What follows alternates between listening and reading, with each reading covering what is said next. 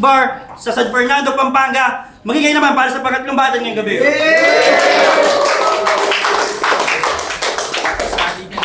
Manila, Hype Beat, Joslo, Tintin Play for Us, at saka sa True Music Club. Ayun, shoutout sa lahat ng ating sponsor tsaka kay Ultimate para sa pag-aasikaso na itong event. Ito, umpisa na natin. Sa kaliwa ko, galing pang Kawit, Cavite para sa inyo. Magigay para kay 2DZ.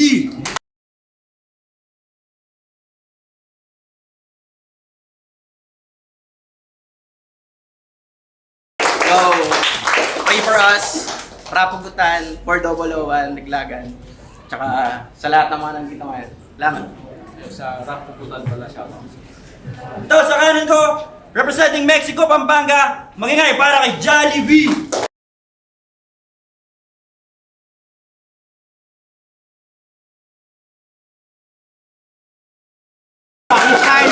Let's get back to basics. Bida ang saya. Yun, di na nag-toss coin. Pinili ni Jollibee mauna. First round para kay Jollibee. Pakinggan natin, Rap Line Saga. Alright! Kalaban ko ngayong gabi, si 2DZ. Undefeated, matindi. Nagre-reference to na siya lang nakakaintindi. Struggle niya sa buhay, diet at exercise. Kahit saan ka kumain, matik yung extra rice. Isang branch na ng Mang Inasal ang nagsara.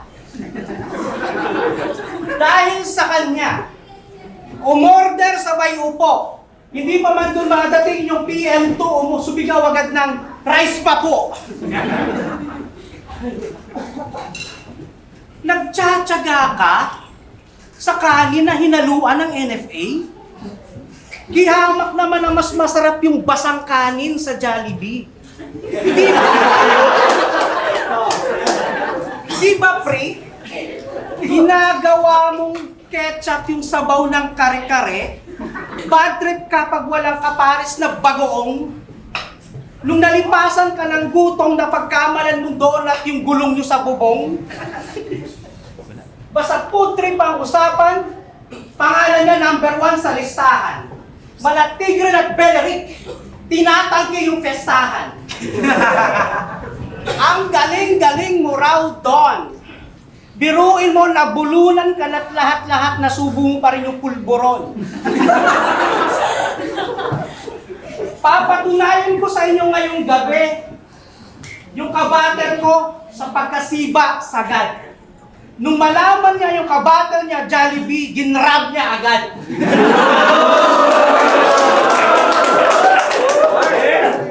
Di ka man lang nagdalawang isip o nag-add to cart. Siguro pagdating mo dito sa Pampanga, una mong hinanap Minimart. Parit, timawa ka. Tingnan nyo, tatawa pa. Sa pagkain, manyakis ka, hinahalay mo yung ube halaya. Yung mga tropa mo, tol, hindi ka sinasabay. Malungkot yung rider ng joyride nung ikaw yung sakay. Pare, sumamaloob ko sa'yo nung nabalitaan kong mas pinili mong kumain sa KFC. Bakit? Kasi malaya kang gawing sabaw yung gravy? Grabe!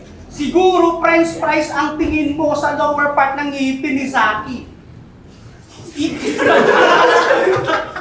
Ikaw ang kilabot ng feeding program. Parating pa lang yung mga organizer, nakapila ka na, hawak mo yung kutsara at pinggan.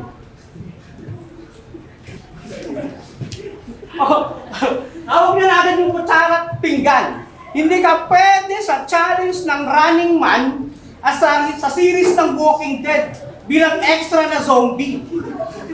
Ikaw yung tipo ng tao na pag hiningal, kailangan ng EBP.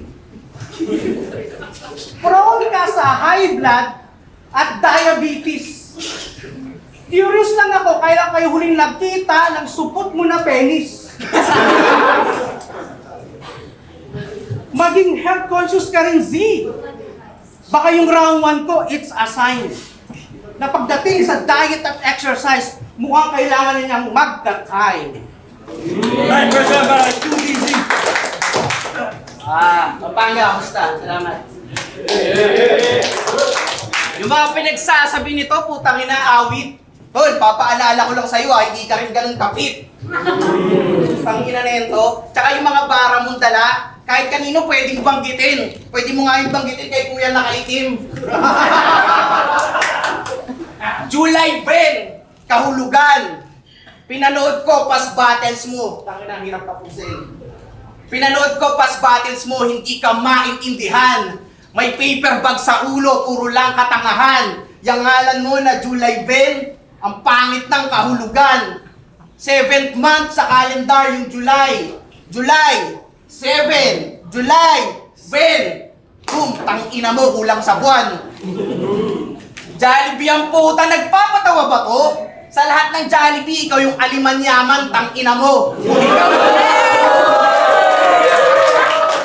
Kung ikaw yung Jollibee, pues pang Michelin ako. July 20, kahulugan ako gagawa ng pagkakahulugan mo. Boss, maayos naman yung past 2 battles ko, binatibag ko ng gusto. Tapos ito lang itatapat parang beto-teto gang kasi hindi ko to gusto. Dadaanak ang dugo pag laslas ko sa iyong pulso. Tapos isasalin sa cup of July 20 kasi ako ang iyong multo. Tudisi nga pala mula pa rap lines ofensiba. Nakatagos sa game kahit sobrang haba ng pila. Mahaba-haba pa nga yung biyahe pero kabisado ang ruta. Talagang pinadaan niyo ako sa Jollibee, no? Para makitain na muna! Para makitain na muna kahit may home court advantage, hindi mo ako matatakot. Kahit magsalita ka ng Pampango, hindi mo ako masasakop. Kahit paikutin ng paikutin, ulo nang nanonood, mababaliktad mo ako pero di malalaglag parang scramble ng yogurt!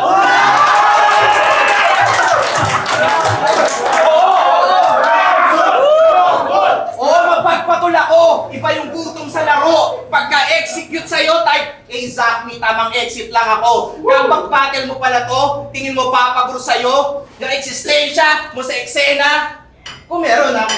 Oo, papabor ako! Mali ka nang nasagap na hindi ako malakas. Sagap natin, malayo, masyado ako mataas. Iwan ka sa akin sa litrahan kasi di ka nagpagas. Ang iyong pangarap, nakambak sa sagap, ngayon sa akin ay gapas. Time 1-0. 10% para Jollibee. Totoo, pangalan ko July Ben Kahulugan. Pero lahat ng binanat mo, wala akong naintindihan. Nakatingin kasi ako kay Tony Han. Tama na. Sorry, madam. Akala mo tapos na ako sa body shaming? Mali ka, pre. Round 2 ko parang album. May extended play. Ako yung komedyante na may V sa pangalan na may sarcastic na role. Call me Mr. Asimo. Ikaw yung ubis na pawisin sa ligang to, pare, ang Asimo. Tingnan nyo. Binalot na ng mantikilya yung buong katawan. Pag nagpapamasan siya sa spa, hindi na siya nilalangisan. Naliligo ka lang tuwing pesta ng San Juan. Pinakamaliit na kutsarang ginamit mo pare sa guwan. Ito ang itsura ni Marwan pagkatapos niyang kumain ng bala. Ikaw si pag kumakain gamit mo pala. Huling pasok mo sa gym, year 1994. Pag nagja-jumping jacks ka, tumatagilid yung vapor. Pinapatulog ka madalas ng mga magulang mo nung bata ka pa. Nabalian ng tadyang yung tatay mo nung sinubukan kang ikarga. Pati sa trabaho, bagsak lagi to sa physical exam. Nasira yung digital na machine nung ikaw na yung tinimbang. Ikaw din ang dahilan bakit nagmahal ang mga restaurant na may promo na eat all you can. Huling kabattle nito, galit sa mundo. Di ko man lang nakitaan ng ngiti sa mata. paano gabi na naka-shades pa si tanga? Anong pangalan kasi ni Erickson, pre? Anong MC name nun? Stabby. Hoy, Stabby! How funny! Did you battle mo sa ligang to, tinalo ka ni Chubby? Paano? Winner play nito yung Erickson sa Erickson. Wow! Winner play mo yung Erickson sa Erickson? Tanginan, tindi mo dun, pre. Kung ako yun, uuwi na ako ng bench. Totoo, winner play niya yung Erickson sa Erickson.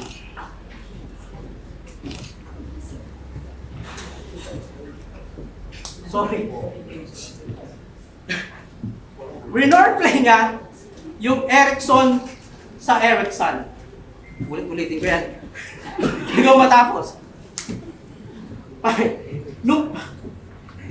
Nung pinakinggan ko yung mga wordplay mo, pre, yung tenga ko nairita. Para akong magdamag na nag-sound trip ng mga cover ni Aljura Brenica. Eto ba? Nung marinig ng mga audience yung mga wordplay mo, pare, na hassle. Na wala ng gana si Balakid bumalik sa rap battle. Pero na-inspire ako mag-wordplay ng pilit dahil sa kanya. Gusto niyo ng sample? Ready? Magiging mabilis lang to. Magiging mabilis lang tong wordplay ko. Sorry for the delay. Handa na? Yeah! Buckle up. Magiging smooth lang tong wordplay na parang bucket shot. Itong bucket meal, gagawin kong bucket hot.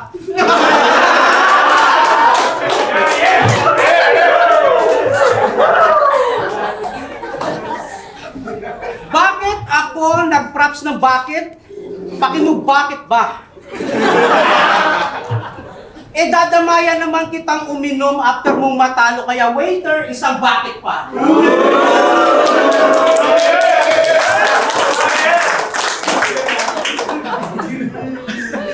Nagsakiran para ito, DC. Putang ina. Ihiti mo ka ba na hip-hop?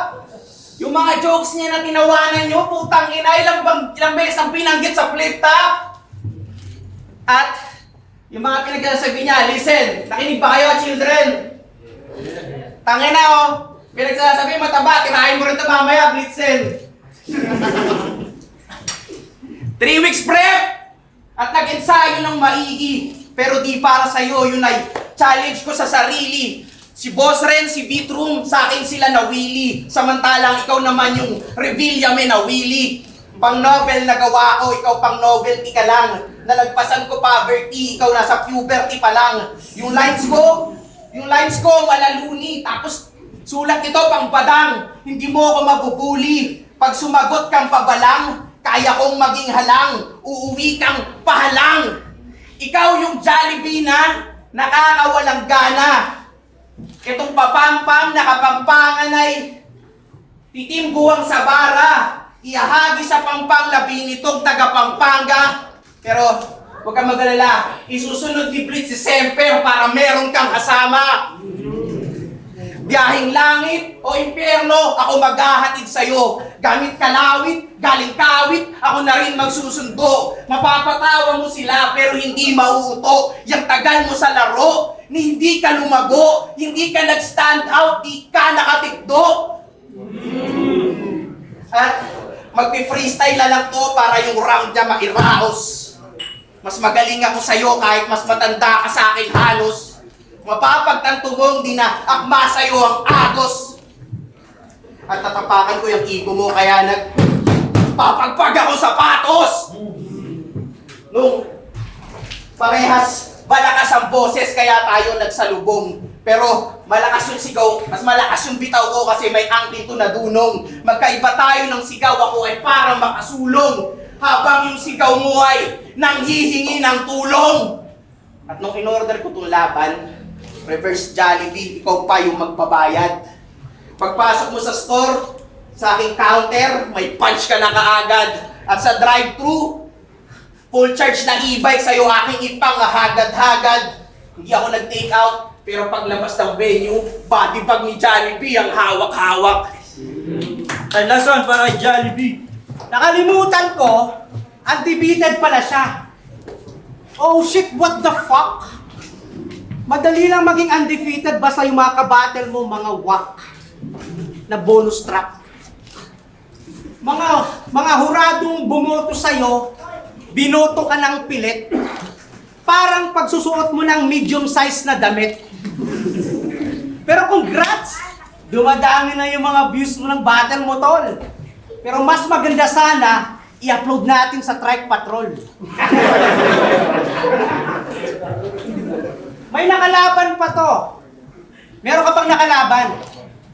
LJ yung pangalan. Ang ganda ng tema ng laban. Paiklian kayo ng pangalan. Di ba nanalo ka doon? Nanalo ka kasi yung kalaban mo pag bumanat pabulong. Pag rounds mo, naka-max yung volume. Pag rounds niya, power off. Sa sobrang tamad mo, ultimo pangalan niya, 3 characters lang talaga. 2 letters, 1 number, kapal na mukha, naka-uppercase pa. Eh kung i-uppercut kaya kita, sabay left, straight, right hook, tapos sipa naman ang Jackie Chan. Pag tumba mo sa malamig na sahay, bibigyan na lang ng jacket yan. At kaya mo siguro ginawa na ganyan yung pangalan mo kasi bobo ka talaga sa spelling bee. Hindi ka nakakuha ng award at honor nung elementary. Never kang pinasyan ng nanay mo sa Jollibee. Kawawa ka naman. Pag-graduate mo ng grade 6, pinakain ka na lang sa botohan. Pero wag kayo. Alagang-alaga yan ni Bitrum. Alagang-alaga yan ni Bitrum. Ayaw na ayaw niyang sinusumpong yung battle MC niyang may Down syndrome.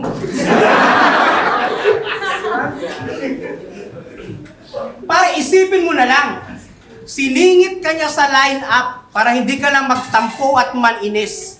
Pero deep inside daw, nung rally, sana ikaw na lang pinusasan ng pulis. Pero malagpalos kasi itong si Z. Ang bilis-bilis niya makabitaw. First time daw nung pulis, makahawak ng naglalangis na kalabaw. Anong pakiramdam na may kabattle na makulit? Gusto mo muna magpahinga sa battle rap? Yan ang napapala ng mga taong tanggap lang ng tanggap. Oo, tinanggap niya yung hamon ko. Hindi siya natakot mapaos. Tinanggap ko naman yung battle, tinanggap ko naman yung hamon niya. Kasi kahawig niya si Bikos.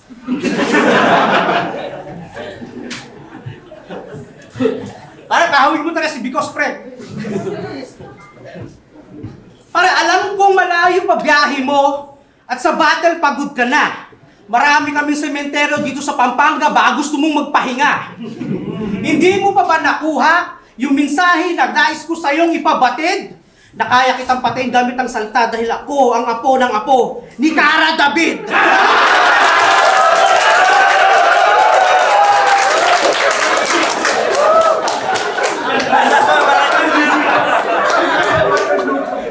Galing, nakakatawa. Tanggap daw ako ng tanggap. Sabi nitong ulaga, tanggap ako ng tanggap. Talo ka na nga. At sinabi niya, kay Bitrum, ako na lang daw dapat napusasan. Gagawin ko yun sa Pilipinas. At para sa Pilipinas, hanang-handa ako magpaposas. At anong lang, Sir Bip, Sir Bip, Boss Ren, kung hindi ba nagkagipitan sa lineup sa gantong klase, magkakaroon kayo ng interes? Nung nalaman kong ito makakalaban ko, nakaramdam ako ng stress. Pag ito yung kaharap, parang ang sarap nang umalis. Takpan mukha mo, nakaka-depress.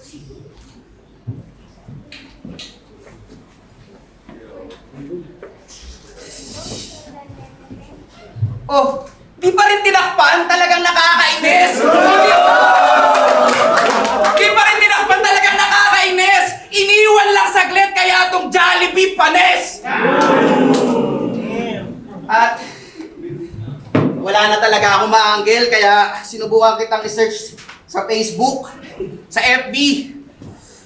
Nakalak yung profile ng puta, kaya wala kang karapatan ano makita mo sa wall ko daily. Pero may nakita ako. The one is who never made it. The one is who never made it. Di ka marunong gumamit ng apostrophe! Itong bobo sa punctuation, di kasi nag-e-enroll, inuumit punctuation fee. Itong bobo sa punctuation, inuumit punctuation fee. At kaya naman pala yung 3 weeks. Tapos di pilit. Boss Ren, palayan na po ako sa gunita kahit 20 days to prep. Pwede mo akong tapat kay Yuan o kahit kay Kerubin Maset. Tapos tatalunin lang sila ng parang blitzen lang ulit. Di ako nagturna, tangina, sa swerte nyo. Maparaplines for 001, Rapugutan, Laglagan, Manokwago. Pero kung sino malaglag, tara battle tayo. Tapos ilalaglag ko lang ulit hanggang mapuntang impyerno. Boss Ren, April yung tapos ng Elins, di ba? April. Balikan nyo itong sasabihin ko. Mga putang ina nyo, kita-kits tayo sa Mayo. At sa'yo, wala akong pake, hindi naman ikaw pinunta ko dito. Libre lang kasi pamasahe ni Boss Ren, tapos may 5,000. Pampanga pa yung venue, baka manood si Sinyo. At makatikim ng authentic sisig na may utak kapag binasag ko bungo mo. Teka, wala nga palang utak to. Sige, balik tayo sa Mayo. Sabi sa inyo, balik kayo sasabihin ko. Ano, Raplites versus World War. Tingin mo, didikit? Pag kami ng bulaga, mas gugustuhin mong pumikit. Di na bida ang saya pag tinanggalan kita ng kulit. Sa akin ka pa napatapat walang hiyatos sa eksena, maghiyatos ka na ulit.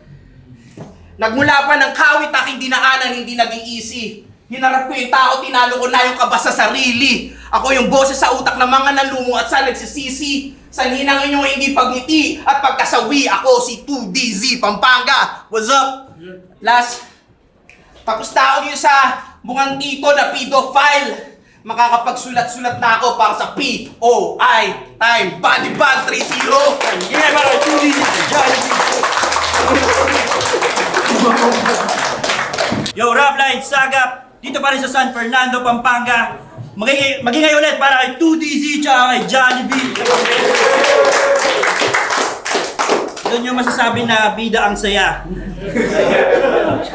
Yun, ang boto ng Jurado, 5-0 para kay 2DZ. Yo, maraming salamat kay Jollibee. Disclaimer lang, 3 weeks prep lang yon guys. Motherfucker. Shout out sa Rapugutan, Laglagan, 4001. Pray for us. Tsaka sa lahat na nagpunta, maraming salamat. Jollibee, ulit.